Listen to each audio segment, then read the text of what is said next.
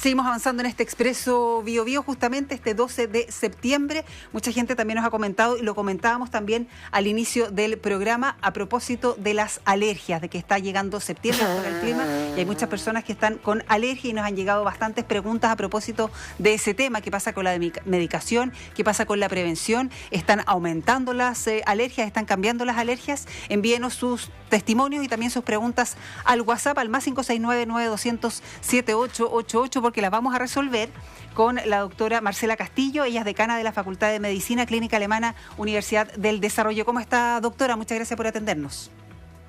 Hola, buenas tardes. Muchas gracias por la invitación. A usted, doctora. Gracias por atender el llamado de la radio. Alérgicos también. Sí, alérgicos por acá varios. Hay hartas preguntas. Por ejemplo, hay una sensación de que, lo voy a decir así, llegó de un sopetón o de un suácate y que llegó muy fuerte la alergia este año.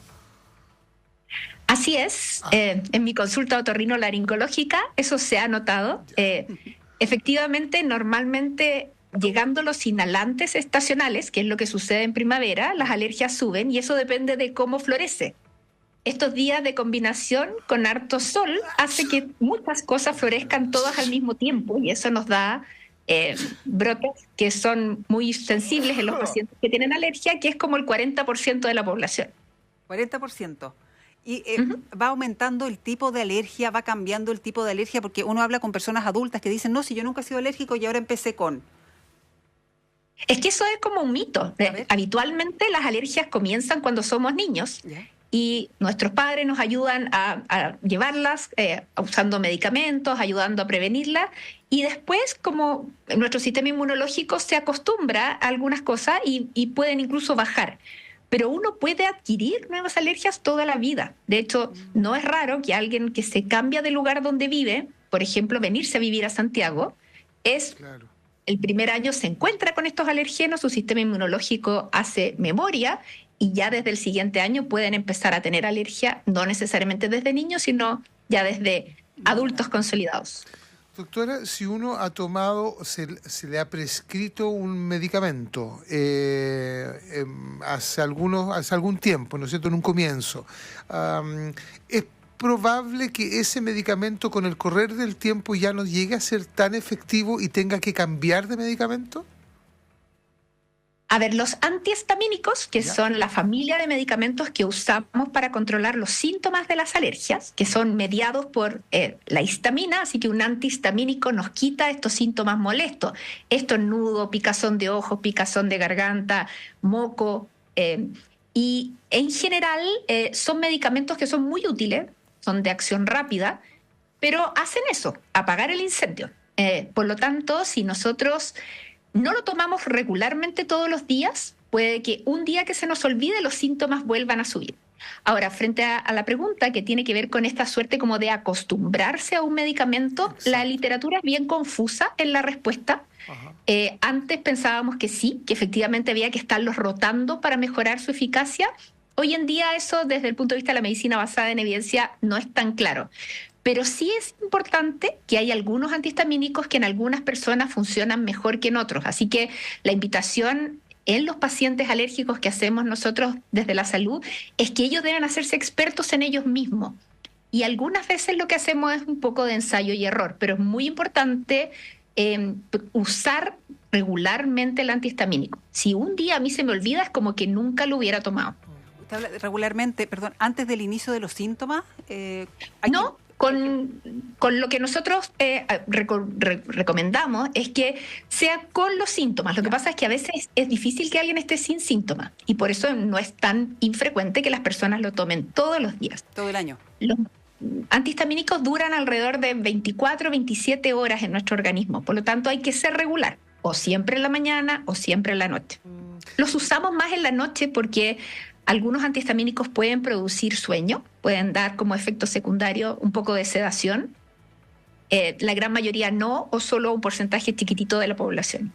Doctora, cuando usted dice hacerse expertos uno en uno mismo, eso no excluye la consulta, ¿no? Porque hay ciertos antihistamínicos que Requieren receta médica, sí. Sí, pero además que se adaptan mejor a unos, son mejores para unos que para otros, digamos. O sea, no es parejo para todos. Sí, a ver, desde la educación lo más importante para la alergia es tratar de prevenirla, pero obviamente vivir en una ciudad no es algo que podamos prevenir.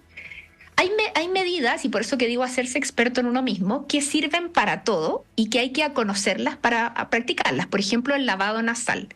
Existen distintas formas, dispositivos, distintos elementos con los cuales podemos utilizar suero fisiológico, o sea, agua con sal, y movilizar las secreciones y bajar la cantidad de antihistamínicos que tenemos. Por ejemplo, fuimos a jugar fútbol en la mañana, tenemos alergia al pasto. Si lavamos nuestra cara, muchas veces si nos cambiamos de ropa también y aplicamos spray con agua con sal, algo que es natural, algo que no requerimos una receta médica, nos puede ayudar mucho. La sal al mismo tiempo también descongestiona un poco la nariz. Luego, el uso de los antihistamínicos, yo digo que hay que hacerse experto porque uno conoce cuáles son aquellos alergenos o puede estudiarlos a través de test dirigidos. Por lo tanto, yo sé si tengo que tomar de agosto a octubre o en realidad yo soy alérgico a elementos que están en los hongos de las habitaciones y eso está todo el año, o en realidad yo soy alérgico a la caspa de los gatos o de algún animal y tengo que tomarlo cuando voy a estar en contacto con ellos. Y efectivamente hay medicamentos como el antihistamínico que es muy bueno para la producción de moco, para lo estornudo, para la picazón, pero para otros síntomas como la obstrucción de la nariz es mucho mejor el uso de spray nasales con corticoides y esos necesitan receta médica. Están llegando muchas consultas, doctora. Usted supondrá, la doctora Marcela Castillo, decana de la Facultad de Medicina Clínica Alemana, Universidad del Desarrollo. Varias y varios mitos también. Muchos nos escriben y afirmando que el tema de la nuez moscada sirve. Y nos llegó otra pregunta que yo no la había escuchado, pero me llamó la atención. Pregunta si es verdad que los nacidos entre agosto y septiembre son más propensos a ser personas alérgicas. A ver, la evidencia científica no apoya la nuez moscada ni la fecha de nacimiento, pero sí, por ejemplo, la pregunta que está en pantalla, en que nos dice que les da sueño, eso sí puede ocurrir. O sea, que muchos antihistamínicos den sueño. Ese sería un paciente que yo le recomendaría el aseo nasal y probablemente un spray de corticoides nasales en los momentos que tiene muchos síntomas, puede ser de súper ayuda. Doctora, usted menciona antihistamínico, pero le voy a mencionar dos que son principios activos. La levocetiricina y la desloratadina. ¿Son antihistamínicos? Porque algunos de esos no dan sueño. Son muy buenas alternativas, dan sueño en menos del 10% de la población. Así que en el 90% no dan sueño, son súper eficientes. Y son las variantes más tecnológicas de los que conocíamos antes, que eran la loratadina y la cetiricina. Son moléculas que se han ido modificando para ser más efectivas en esta patología que, insisto, por eso que hay tantas consultas. Es casi la mitad de la población. Mucha gente. Sí. No encuentro un mensaje, pero el auditor se va a reconocer. Pregunta por estos spray nasal para evitar la congestión. Claro, spray nasales tenemos varios tipos de medicamentos. El que yo decía, el como más natural, es que usemos suero fisiológico con sal y agua, que nos permiten arrastrar, pero al mismo tiempo descongestionar de manera natural. Súper útil, lo podemos usar en todos los momentos de la vida, se puede usar en embarazo, súper seguro. Pero también existen los corticoides nasales, que son muy eficientes para disminuir la sensación de nariz tapada. Los corticoides nasales sí se usan con indicación médica porque pueden producir algunos efectos secundarios como secar mucho la nariz y producir tendencia a que sangre en la nariz. Entonces, eso sí requiere un buen examen, requiere estar claros de la anatomía de la nariz. Y también existen, en Chile no son tan populares, en otros países existen los antihistamínicos en spray. También.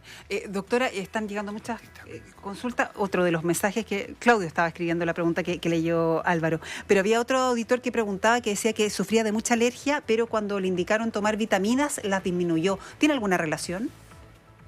Hay algunas vitaminas que están vinculadas a las alergias, como la vitamina D. Tener un buen nivel de vitamina D o no tener déficit de vitamina D hace que nuestro sistema inmunológico, que la alergia finalmente es una sobrereacción del sistema inmunológico, entonces que nuestro sistema inmunológico esté bien es importante. Y ahí, claro, algunas vitaminas pueden ayudar. Y mirando al revés, entonces si una persona está alimentándose mal y tiene una disminución de vitaminas, puede generar también alergia, síntomas de alergia. En particular la vitamina D, hay evidencia que lo soporta. Las otras vitaminas, muchas veces las hipovitaminosis tienen que ver también con la diversidad de los alimentos. La vitamina D en particular con la exposición al sol. En Latinoamérica, hacia el sur, tenemos menos niveles de vitamina D que en otras partes del mundo.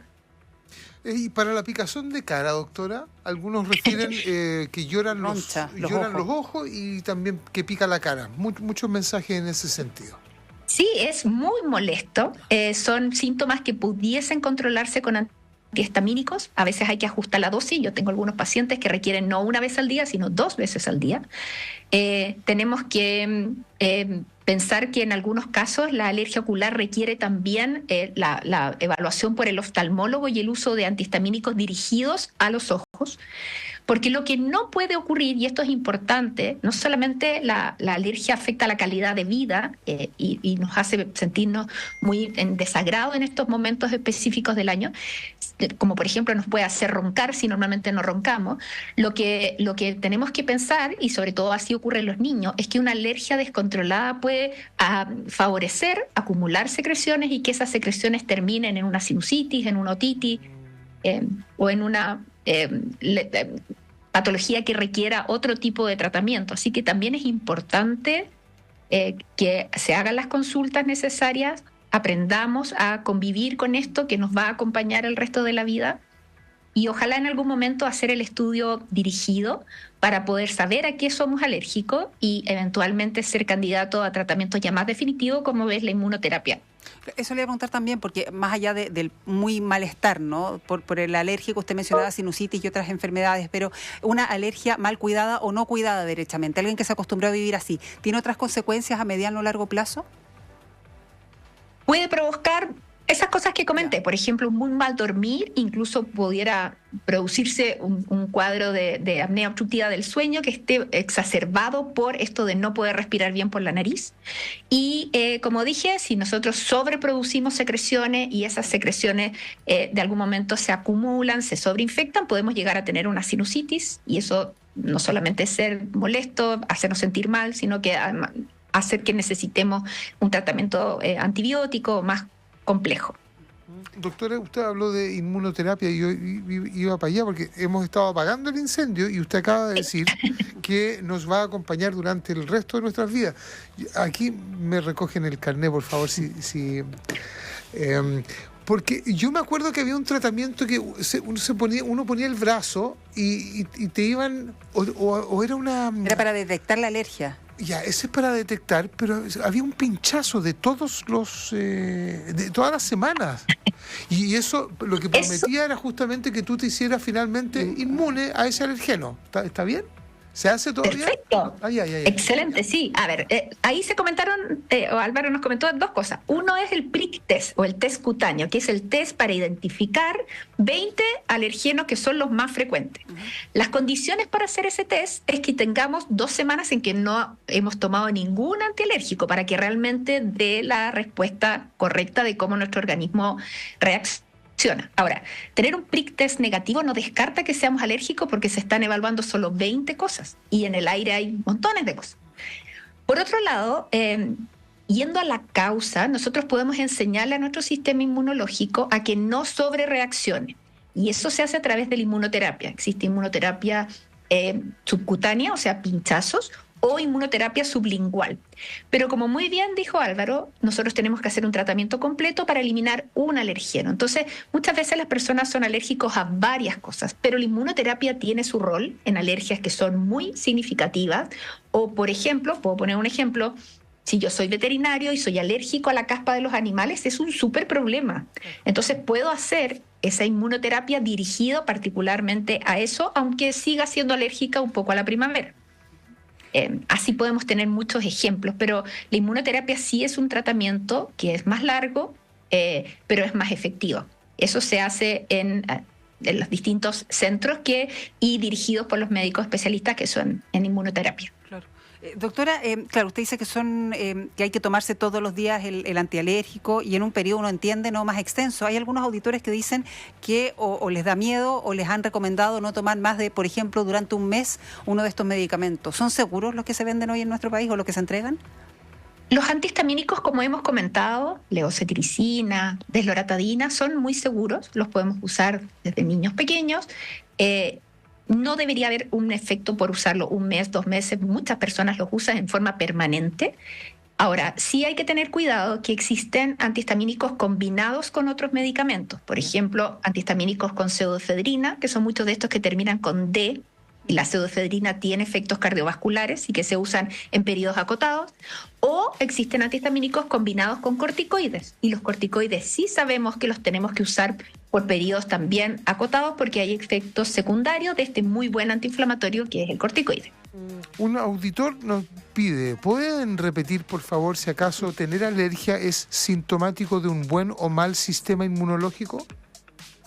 La alergia significa que nuestro sistema sobrereacciona, por lo tanto está desregulado.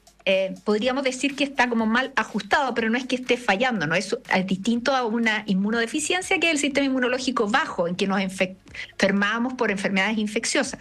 Aquí, a algo que deberíamos reconocer como parte del ambiente natural, hacemos una reacción desproporcionada. Esa es la alergia. Ahí está.